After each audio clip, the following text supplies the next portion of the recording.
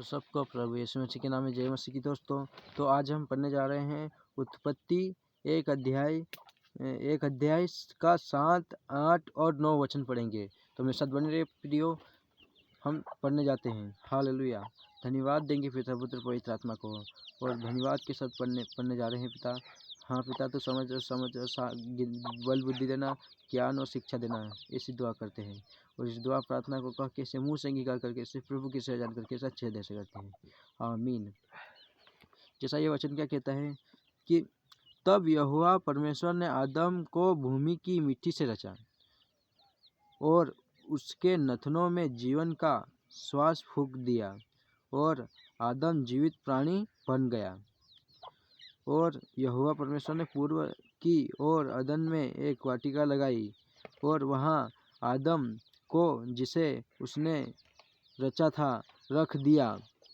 और यहोवा परमेश्वर ने भूमि से सब भांति के वृक्ष जो देखने में मनोहर और जिनके फल खाने में अच्छे हैं उगाए, और वाटिका के बीच में जीवन के वृक्ष को और भले और या बुरे के ज्ञान के वृक्ष को भी लगाया। तो मेरे प्रियो, आइए हम प्रार्थना करते हैं। इन वचनों के द्वारा जिसे भी समझ और ज्ञान बुद्धि मिली है, देखने और सुने जाने पर उसे आशीष परमेश्वर की ओर से मिले। हालेलुया। धन्यवाद के साथ इन्हें मैं फिर से दोहराता हूँ, जैसे है मेरे प्रियो। जैसे क्या कहता है वचन, उत्पत्ति एक अध्याय का 7, 8 और 9 वचन क्या कहता है। जैसे कहता है कि तब यहोवा परमेश्वर ने आदम को भूमि की मिट्टी से रचा, यानी आदम को परमेश्वर ने भूमि की मिट्टी से रचा। और आगे क्या है, आगे ऐसा लिखा है कि उसके नथनों में जीवन का श्वास फूंक दिया, यानी आदम को मिट्टी से लेकर बनाया और उसमें जीवन का श्वास भी फूंक दिया। तो वह मतलब कि एक जीवित प्राणी बन गया।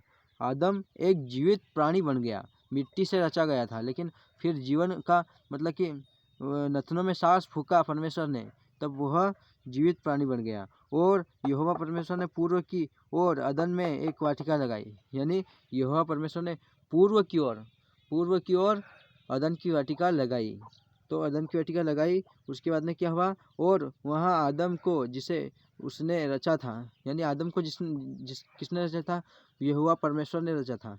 और वो क्या कहता है कि रख दिया, और मतलब कि और यहोवा परमेश्वर ने भूमि से यानी देख, फिर क्या कहता है 9वां वचन क्या कहता है, और यहोवा परमेश्वर ने भूमि से सब भांति के वृक्ष जो देखने में मनोहर है और जिनके फल खाने में अच्छे हैं उगाए, यानी आदन की वाटिका में अच्छे फल उगाए, मनोहर फल उगाए, और देखने में मनोहर और भांति भांति के वृक्ष भी लगाए आदन की वाटिका में।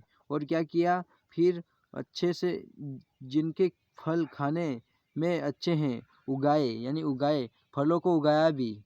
और क्या कहता है आगे वचन, भले और बुरे के ज्ञान के वृक्ष को भी लगाया, यानी भला और बुरे के ज्ञान के वृक्ष को भी लगाया परमेश्वर ने।